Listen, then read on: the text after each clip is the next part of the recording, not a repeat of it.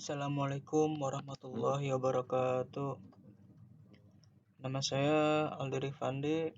Saya akan mempresentasikan komunikasi data dan model OSI. Komunikasi data dalam jaringan merupakan sebuah pertukaran data antara dua perangkat yang perpindahannya melalui media transmisi tertentu. Media transmisi yang dapat digunakan sebagai media pertukaran salah satunya adalah kabel. OSI layer atau Open System Interconnection merupakan suatu model berwujud kerangka jaringan arsitektural yang menggambarkan standarisasi koneksi pada sebuah komputer.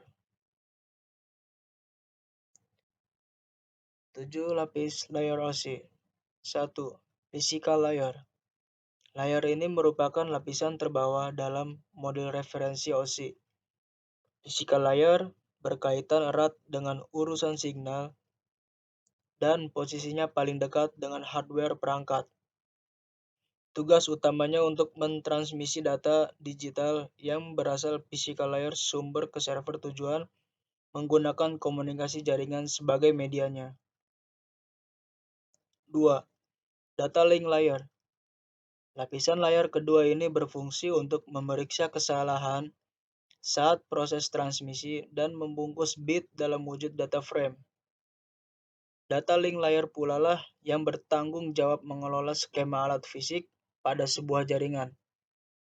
Layar ini cukup kompleks terlihat dari komposisinya terbagi menjadi dua layar, yakni layar Logical Link Control atau LLC dan Media Access Control atau MAX. 3. Network Layer. Network layer merupakan lapisan ketiga yang berfungsi sebagai media untuk menetapkan jalur mana yang hendak digunakan dalam proses transfer data antar komputer di suatu jaringan. Layar ini biasanya mengoperasikan router untuk melakukan pemindahan data antar komputer yang saling terhubung.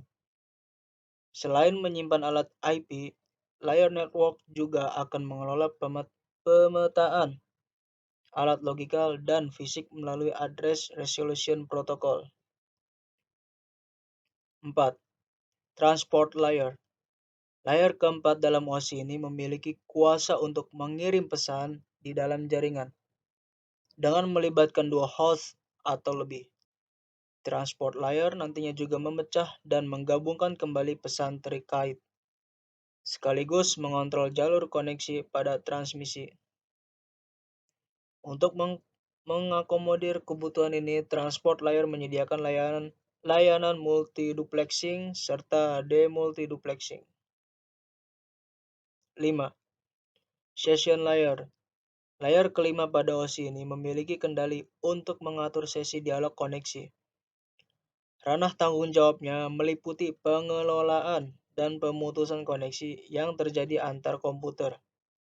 Saat berada dalam session layer, transfer data akan sedikit mengalami delay pada kualitasnya. Namun hal tersebut merupakan proses untuk menjaga mutu atas fungsi transport. 6. Presentasi layer. Layer ke-6 dalam OSI ini memiliki fungsi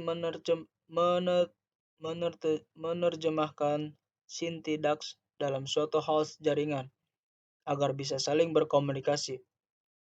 Presentation layer memikul tanggung jawab besar dalam proses pengkonversian dalam pemformatan dalam suatu transfer data.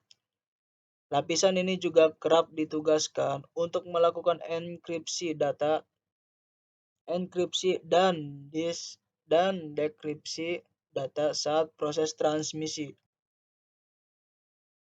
7. Application layer. Lapisan teratas OSI ini memiliki fungsi sebagai penyedia interface dengan mempertimbangkan protokol jaringan dan aplikasi pada perangkat. Application layer dianggap sebagai layer paling cerdas lantaran terdapat gateway pada lapisan ini. Application layer juga menjadi penghubung antar aplikasi yang tengah berjalan dengan Resource Network.